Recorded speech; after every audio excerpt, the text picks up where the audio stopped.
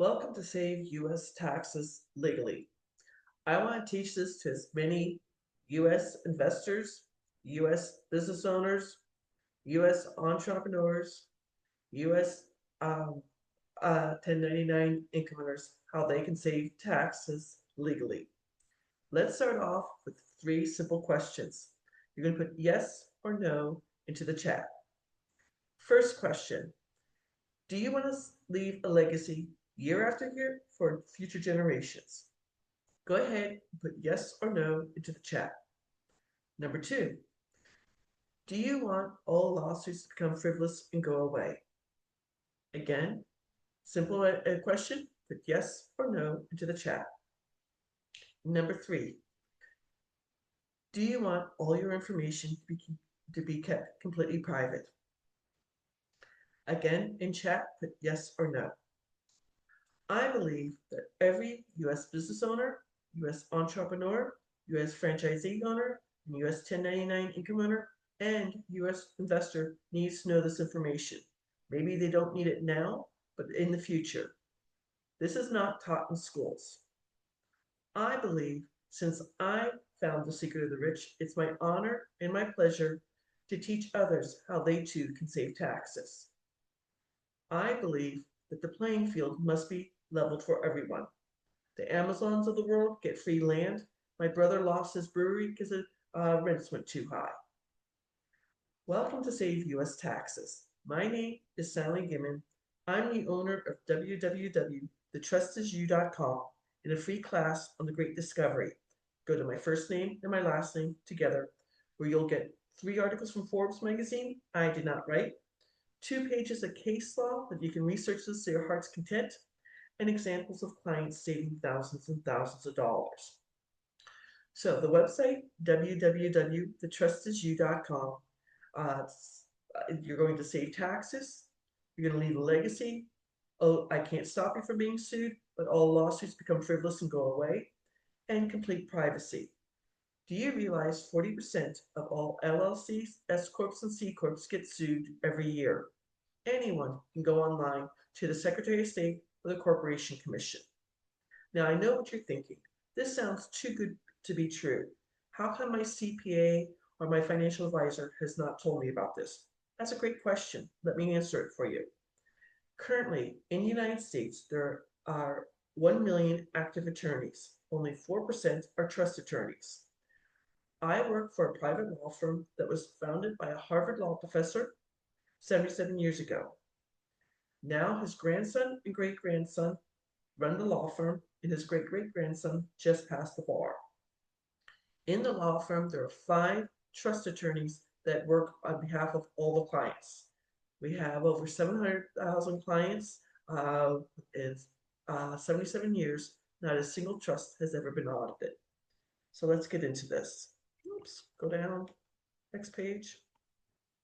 Most people are unaware of U.S. tax brackets. There's 4 ways to file your taxes. Most expensive is single. Head of household, a single parent with children age 18 or younger. Married filing separately. And then the cheapest way, married filing jointly. On January 1st, quietly, the IRS changed married filing separately to the same level as married filing as single. Look at this, at 22%, $48,476 to $1,350. If you get nothing else from this presentation, I want you to please file jointly. It'll be so much cheaper. Again, I'm just using 22% tax rate. Theirs is at 96,951 to 206. Again, most people are unaware of tax brackets. There's 7 of them, and how the 4 ways to file your taxes. My personal story, so that you have it. I became a real estate investor in late 2018 when my mom got sick. For me, October 2018 was a watershed month. 3 major things happened for me. I'm living in Phoenix, Arizona. My oldest nephew is getting married in Charlotte, North Carolina, October 28th of 2018. I'm working as a Medicare broker, and if you're unaware of this, open enrollment for Medicare goes from October 5th to December 7th. And if you and I had requested back in May for the Monday before the wedding and the Friday the Friday before the wedding and the Monday after the wedding off, and I was denied. Second thing that happened, my 3-week-old brand new car, Hyundai Veloster with a moonroof. You need that in Phoenix, Arizona at night. I'm driving to work to be there at work at 7 o'clock in the morning. I'm on Indian School Road, a major east-west road. I'm the second car through on a green light. Then some idiot runs the red light, T-bones me on my passenger side, and he has no insurance. Silly Sally has paperwork for gap insurance sitting on her kitchen table. She has 4 weeks to fill the paperwork out, and it was only week 3. I'm upside down on my auto loan, and I have to get a second auto loan.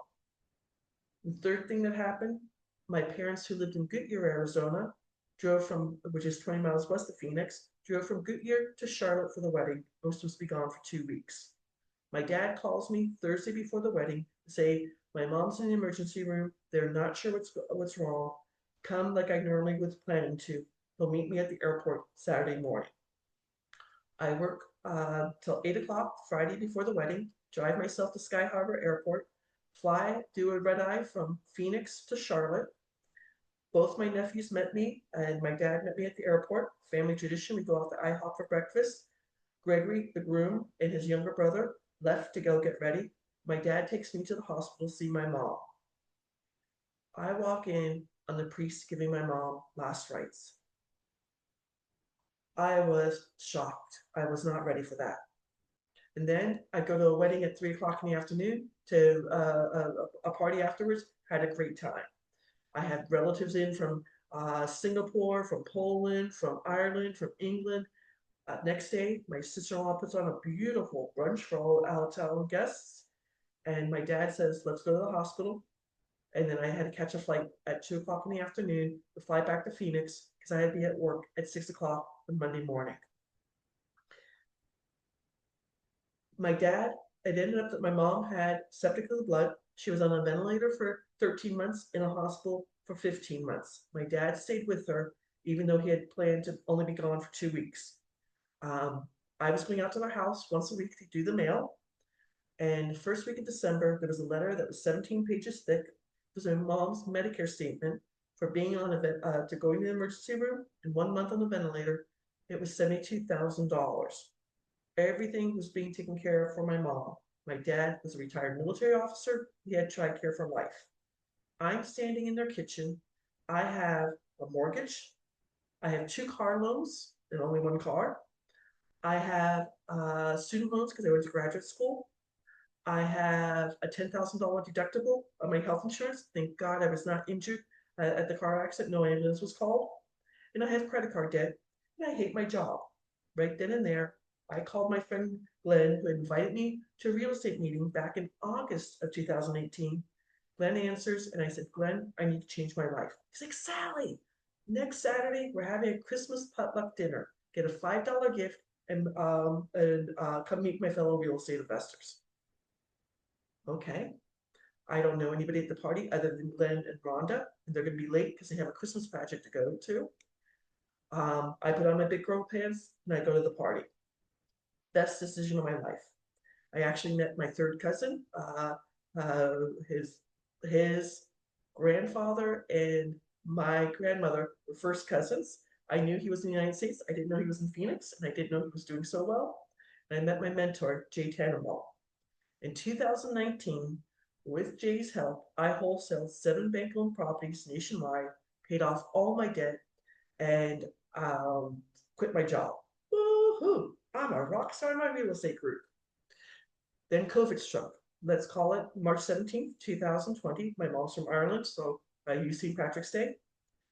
I had 3 properties. I had 3 notes that I was the paper on the house. People were paying me their mortgage. On April 1st, 2020, they didn't pay me. I had nothing coming in.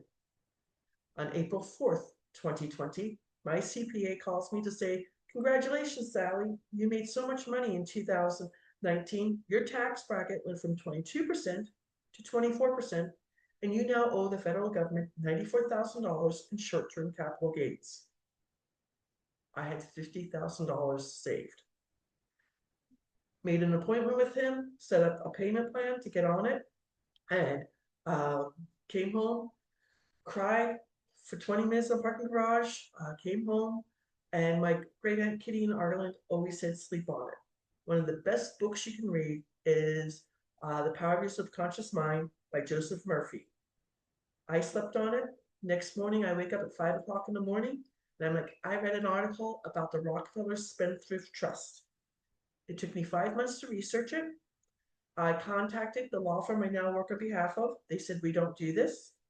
Next day, I get an unsolicited phone number from California. Don't ask me why I picked it up. I usually don't do that. It was a gentleman named Richard.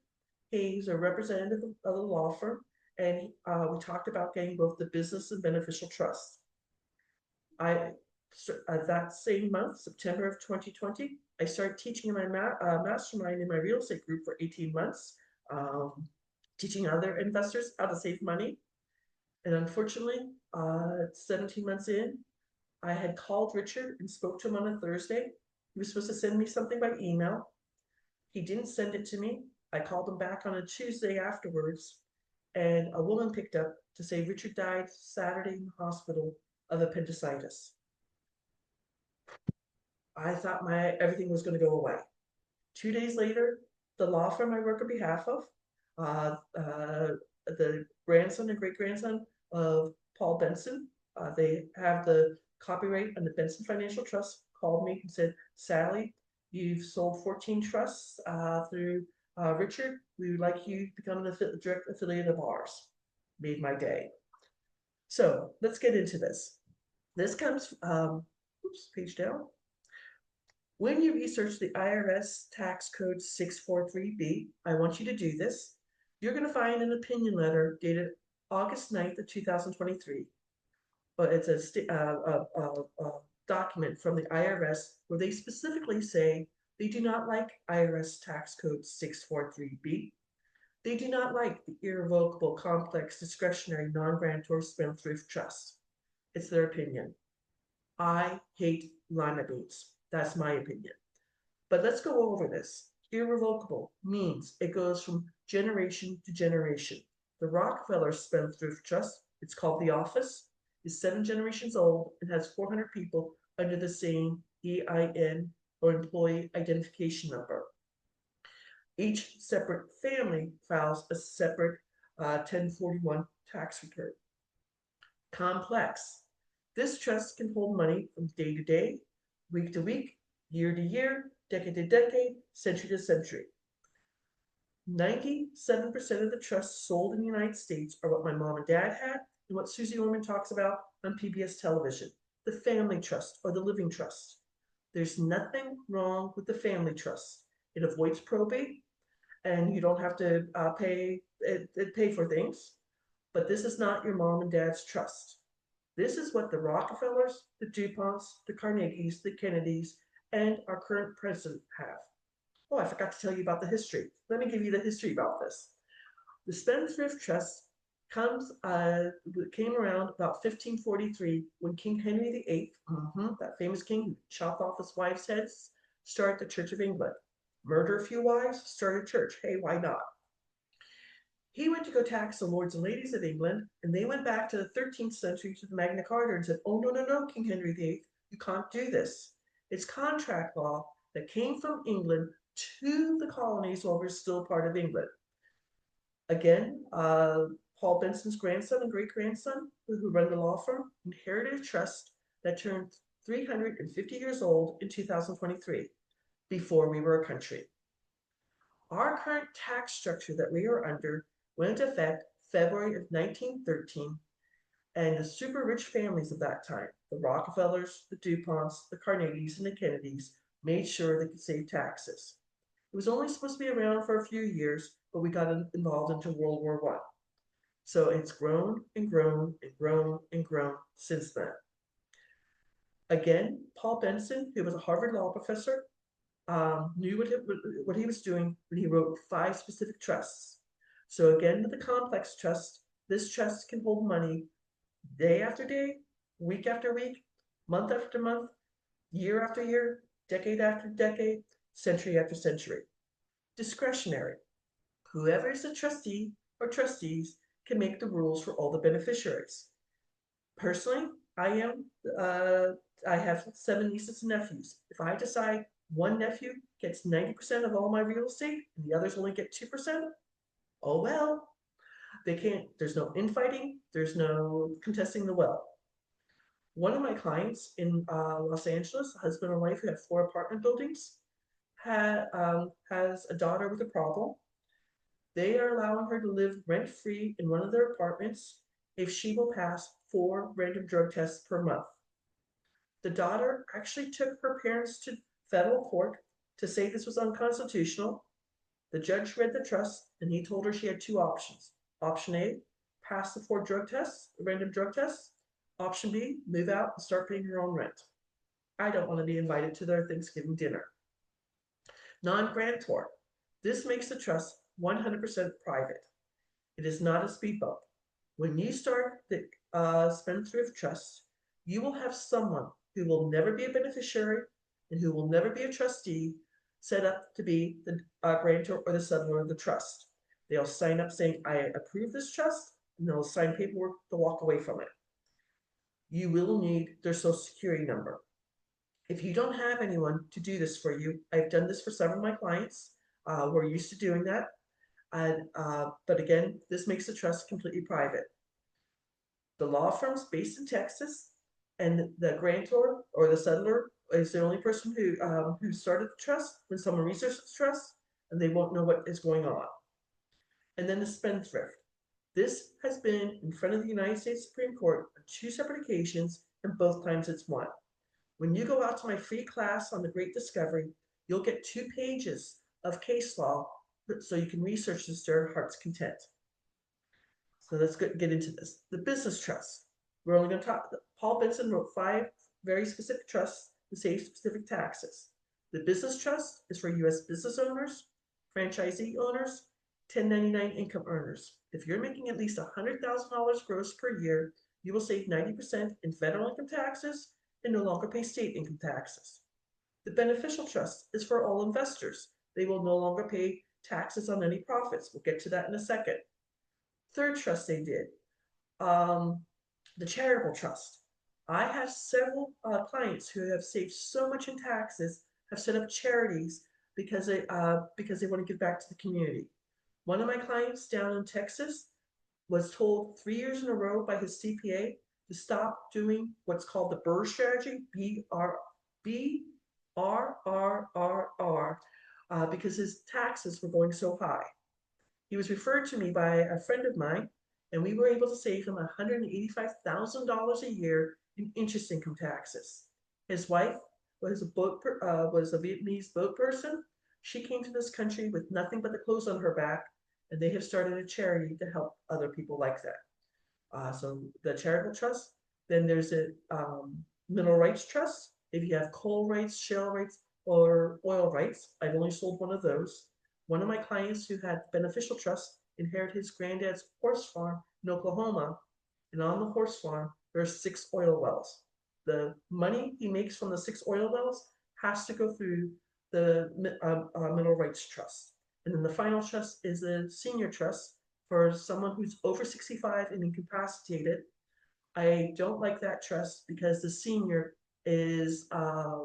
doesn't have access to their money. So far, I have not sold one of those yet. So the business trust is for all U.S. business owners, entrepreneurs, franchisee owners, and 1099 income earners. This is an actual client. He contacted me on January 3rd. He knew in 2024 he made $150,000 in 1099 income. I was talking to him. He thinks he's going to make more money in 2025. I'm like, let's just use the $150,000 as a base point, just so you can figure this out. 90% of his gross federal income taxes would be $25,962 saved. On top of that, 5.75% Virginia state income taxes is an additional $8,625. So he's saving $34,587 per year with the Business Spendthrift Trust. Per month, if you take that $34,587 and divide it by 12, he's saving $2,882 per month. He can put this back into his sales job. He could pay off his mortgage. He could buy a new vehicle. He could take his family on vacation. He can give it to a charity, or he could save for retirement. He's single, ladies. He's about 29 years old. He lives in an apartment with 2 roommates and drives a 10-year-old car. His goal is to save the $34,587 and put it as a down payment on a house in 2026. I think he'll make it easily. This is the business trust, and it's separate from all the other trusts. Now, I told you I became a real estate investor. I purposely bought this house in North Carolina because my mom was in Charlotte area on a ventilator. I bought it in July of 2020 for $20,000. Ooh, there's a thing going there. It was going to go to auction for $50,000. The $30,000 in between at 24% tax rate would be $7,110. I originally bought it in my LLC. I did 2 simple bill of sales from my LLC to me, Sally Gimmon, and then a second bill of sale from Sally Gimmon to the trust. I then went to the bank, got both of them notarized, and I exchanged $10 with the with my banker Jose, and he put in the notary book that $10 was transitioned with this. Went back home in Phoenix. I sent the 2 bill of sales to the attorney in North Carolina. The next day, the attorney in North Carolina asked for my first page of the trust. I did this. This is all in late September of 2020. I'm sorry. Yeah, late September 2020. This house did not go to auction until August 28th of 2021. The final bid was $64,326. Without lifting a hammer, I made $44,326 on this one bank-owned reverse mortgage. At 24% tax rate, I got to save $10,368 on that one property that went into more real estate. Now, with the beneficial trust, you are going to save the following 5 taxes. You will no longer pay capital gains when you sell something at a profit. Short-term capital gains are just like federal income taxes, between 10% to 37%. So if you sell crypto, you do options trading, you are a forex investor, you're wholesaling, you're fix and flipping, you have auction houses or tax liens. Long-term capital gains we'll get to in just a second. Interest income taxes are just like federal income taxes, between 10% to 37%, depending on your tax bracket. So if you are a passive investor, if you're in mutual funds, if you are in a REIT, if you do subject to real estate, the BRRRR strategy, if you have notes like I do, where I'm the paper on the house, people pay me their mortgage. Creative financing, seller financing, and forex investors. Yes, forex investors, you get taxed twice. You need to know about the Spendthrift Trust. Dividend income taxes. If you're in the stock market, if you are doing futures trading, commodities trading, or living off of dividends, you could be saving thousands of dollars. Rental income taxes. If you have short-term rentals like Airbnb, vacation rentals, 5 doors, 10 doors, 20 doors, 100 doors. Maybe you're in multifamily, apartment buildings. Maybe you have commercial property where you're doing Airbnb arbitrage. Yes, you can move a property that is on a depreciation scale into the trust. Yes, you can move a property that has cost averaging into the trust. Because remember, all lawsuits become frivolous. So if the renter's dog gets out and bites the mailman cannot sue you. And then one that's not on here is royalty income taxes are taxed a little bit less, between 10% to 35%, 7 different layers, so it's a little bit different. But if you're an actor, an actress, a musician, an author, an artist, have intellectual property, patents, or copyrights, you can save thousands of dollars. Robin Williams, the late actor, had the Beneficial Spendthrift Trust. His 3 adult children are now, I don't know who's a trustee, but they don't pay any royalties on any of his work. Now, long-term capital gains are either 15 or 20% when you've held the property for a year or more. So if you're selling your family restaurant, if you're selling your business, if you're selling an investment property, if you're selling a baseball card. An adult son saw my TikTok video, contacted me. He knew his mom and dad were selling the family restaurant as is, everything in it, the cutlery, the food, recipes, for $3 million. When I talked to Jim, the owner of the restaurant, Jim and his two brothers built this restaurant back 42 years ago. They're selling it for $3 million. So they would save $450,000 on April 15th, 2024, or 20%, $600,000 on April 15th, 2024. I'm not a CPA. We introduce you to a CPA that we suggest you use. He would save either way. On April 30th of 2023, I got an unsolicited phone call from Kentucky, picked it up. It was Jim's wife, Mary Ann. She was ecstatic. She knew about the trust. She didn't realize how much they were going to be saving.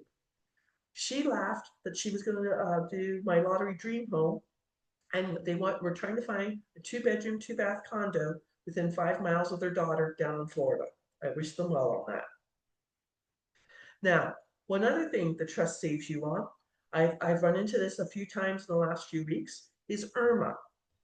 This is income-related adjustable amount that affects your Part B and D. I've got to change that, Part B and D on Medicare.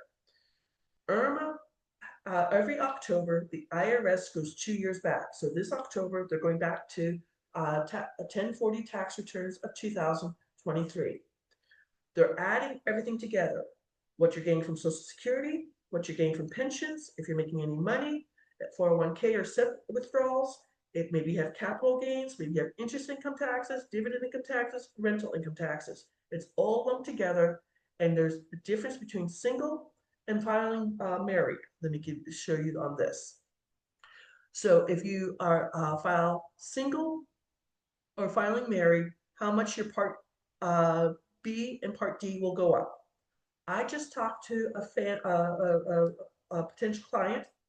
They didn't realize we were going to be saving them over $485 for him and for her per month because of IRMA, plus everything we're going to save them on with his 1099 income. He's a witness doing things like that. So if you're over 65, most people are not aware of this. I personally was a Medicare broker for 2 years before I quit my job, and I ran into this maybe once or twice per week. Most people on Medicare are not making that much money. Now, if you would like to set up a 30-minute tax breakthrough session with me, it's www.thetrustisyou.com/scheduling. I keep talking about my free class online at The Great Discovery. It can be translated into 165 languages. But there you're going to get the 3 articles from Forbes magazine I did not write, the 2 pages of case law to research this to your heart's content, and examples of clients saving thousands of dollars. I just want to say thank you. Oops, sorry, I didn't know my bra strap was shown. I just want to say thank you for taking the time to watch this video. I'm going to stop the recording, and I'm going to answer any questions you may have. Have a beautiful week, and take care. Bye-bye.